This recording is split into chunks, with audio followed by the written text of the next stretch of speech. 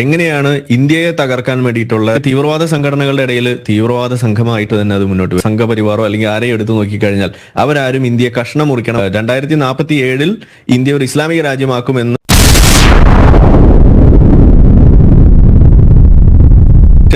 ജമാഅത്ത് ഇസ്ലാമിയുടെ ഒരു പ്രധാനപ്പെട്ട ഒരു പ്രശ്നം, ഒരു വ്യത്യാസം എന്ന് പറഞ്ഞു കഴിഞ്ഞാൽ അതൊരു ത്രെട്ടാണെന്ന് നിങ്ങൾക്ക് തിരിച്ചറിയാൻ കഴിയില്ല എന്നുള്ളതാണ്. ഞാൻ അത് പറയാൻ കാരണം ഇതേ ജമാഅത്ത് ഇസ്ലാമിയുടെ പല ഹൽക്കകളിലും പങ്കെടുത്ത് അതിന്റെ രാത്രി ക്ലാസ്സുകളിൽ പങ്കെടുത്ത് എങ്ങനെയാണ് ഇന്ത്യയെ തകർക്കാൻ വേണ്ടിയിട്ടുള്ള ദേശവിരുദ്ധമായിട്ടുള്ള കാര്യങ്ങൾ അവിടെ ചെയ്യുന്നത് എന്ന് കൃത്യമായിട്ട് മനസ്സിലാക്കിയുള്ള ഒരു വ്യക്തി എന്നുള്ള രീതിയിലാണ് ഞാനിത് പറയുന്നത്. കാരണം കഴിഞ്ഞ ദിവസം ഒരു വീഡിയോ നിങ്ങൾ ശ്രദ്ധിച്ചിട്ടുണ്ടാവും.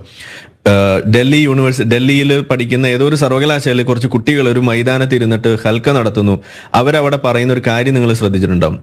അതെന്താണ് അവർ പറഞ്ഞുകൊണ്ടിരുന്നത്? യഹിയ സിൻവറിനെ കൂട്ടുപിടിച്ചുകൊണ്ട് അവർ പറയാണ്, യഹിയ സിൻവർ കാണിച്ച ആ ഒരു മാതൃക നമ്മൾ അതിന്റെ ഒരു 10-1 അല്ലെങ്കിൽ അതിന്റെ ഒരു ചെറിയ അംശമെങ്കിലും നമ്മളൊക്കെ കാണിക്കണ്ടേ എന്ന് ചോദിച്ചിട്ട് തീവ്രവാദത്തിലേക്ക് കുട്ടികളെ കൊണ്ടുപോകുന്ന ആ കൂട്ടം കുട്ടികൾ അവരാരെയാണ് പ്രതിദാനം ചെയ്യുന്നത്? അത് ജമാഅത്ത് ഇസ്ലാമിനെയാണ്. ഇനി ഇവിടെ നമ്മൾ പറയുന്ന വലതുപക്ഷം എന്ന് പറയുന്ന സംഘപരിവാറോ അല്ലെങ്കിൽ ആരെയും എടുത്തു നോക്കിക്കഴിഞ്ഞാൽ അവരാരും ഇന്ത്യയെ കഷ്ണം മുറിക്കണമെന്നല്ല പറയുന്നത്.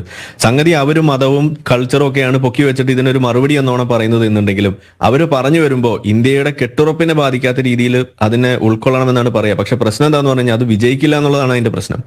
പക്ഷെ അങ്ങനെ ഒരു വലതുപക്ഷം ശക്തിപ്പെടാനും അങ്ങനെ ഒരു വലതുപക്ഷം ഉദയം ചെയ്യാനും ശക്തിപ്പെടാനും ഉണ്ടായ കാരണം പോലും ഒരു ഘട്ടത്തിൽ ഇന്ത്യൻ ചരിത്രത്തിൽ അതിന് കാരണമായി തീർന്നത് ഇതേ ഇസ്ലാമിക് ഒരു ലോബിയിങ്ങും അത് വെച്ചുകൊണ്ടുള്ള വർഗീയതയും തന്നെയായിരുന്നു ഇതിന്റെ കാരണം. 1991 മുതലുള്ള ചരിത്രമെങ്കിലും നമ്മൾ പഠിച്ചു കഴിഞ്ഞാൽ നമുക്ക് മനസ്സിലാവും.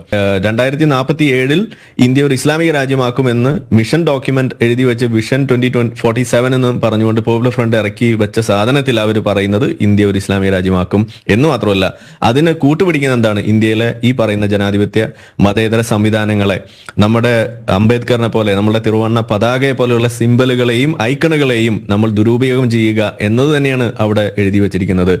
ജനകീയ പ്രക്ഷോഭങ്ങൾ നമ്മൾ ഉപയോഗിക്കുക, അതുവഴി അവരിൽ ഒരു വലിയൊരു ഒരു സ്വീകാര്യത നേടിയെടുത്തുകൊണ്ട് അത് ഉപയോഗിച്ചുകൊണ്ട് when the final showdown comes എന്ന് പറഞ്ഞിട്ട് അവർ പറഞ്ഞു വെക്കുന്നത് അവിടെ നമ്മൾ കോൺസ്റ്റിറ്റ്യൂഷൻ എടുത്ത് മാറ്റി അവിടെ നമ്മൾ ഈ ശരിയ ഖുർആൻ അവിടെ കൊണ്ടുവെക്കണം. ഇതാണ് അതിനകത്ത് എഴുതി വെച്ചിട്ടുള്ള സാധനം എന്ന് പറയുന്നത്.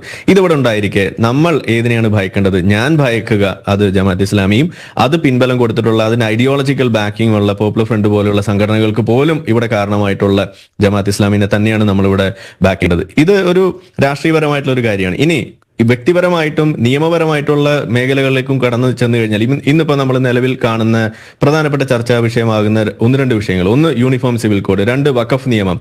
ഇതിന് രണ്ടിനും വലിയ തോതിൽ കുഴപ്പങ്ങൾ ഉണ്ടാക്കിക്കൊണ്ട് അതിന് തൊട്ടു മുന്നേ പൗരത്വ ഭേദഗതി ബില്ല് ഒരു തരത്തിലും ഇന്ത്യയിൽ ജീവിക്കുന്ന ഒരു മുസൽമാനെ പോലും ബാധിക്കാത്ത ഒരു നിയമത്തെ ഇവിടുത്തെ മുസ്ലിമിനെ ഇറക്കി വിടാനുള്ള ഒരു നിയമമാണ് എന്നും പറഞ്ഞ് തെറ്റിദ്ധരിപ്പിച്ച് അതിനുവേണ്ടി കുത്തിത്തിരിപ്പുണ്ടാക്കി ആ കെണിയിൽ ഇവിടുത്തെ ഇടതുപക്ഷം പോലും വീണുപോയിട്ടുണ്ട് എന്നുണ്ടെങ്കിൽ അതിന് മാത്രം പക്വതയുള്ള ഒരു തട്ടിപ്പ് നടത്താൻ പാകത്തിന് വളർന്ന ഒരു സംഘടന തന്നെയാണ് ഈ പറയുന്ന ഈ ജമാഅത്ത് ഇസ്ലാമി എന്ന് പറയുന്നത്. അവരുടെ അതിനുള്ള കെൽപ്പ് അവർക്ക് ഇല്ല എന്നുള്ളതാണ് അല്ലേ? അതൊക്കെ അവരുടെ മനസ്സിലാക്കാത്തതാണോ ആ യാഥാർത്ഥ്യം?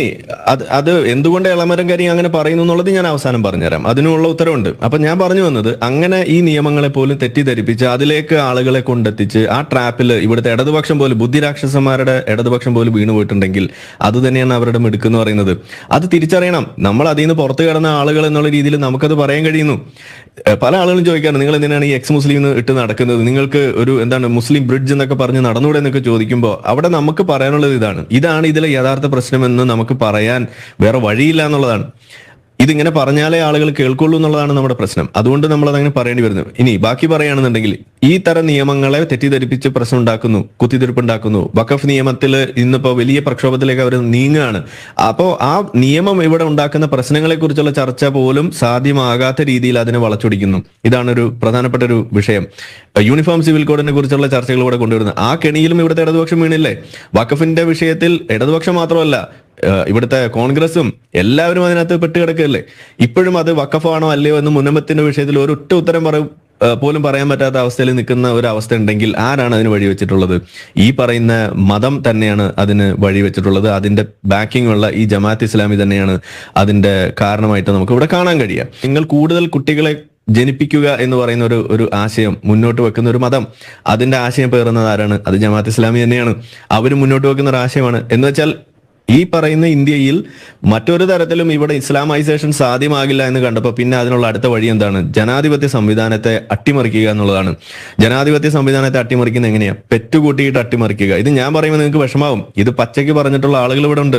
ഇന്ന് യൂറോപ്പിൽ ഓരോ അങ്ങാടിയിൽ നിന്ന് പ്രസംഗിക്കുകയാണ് അവിടെയുള്ള ഇസ്ലാമിസ്റ്റുകൾ. അവിടെ ഈ പറയുന്ന ഇസ്ലാമിസ്റ്റുകൾ ആരാണ് അവരെ ബാക്ക് ചെയ്യുന്നത്? ജമാഅത്ത് ഇസ്ലാമിയുടെ ഐഡിയോളജിയാണ് അവർ കൊണ്ടു നടക്കുന്നത്. മുസ്ലിം ബ്രദർഹുഡ് എവിടുന്നാ വന്നത്?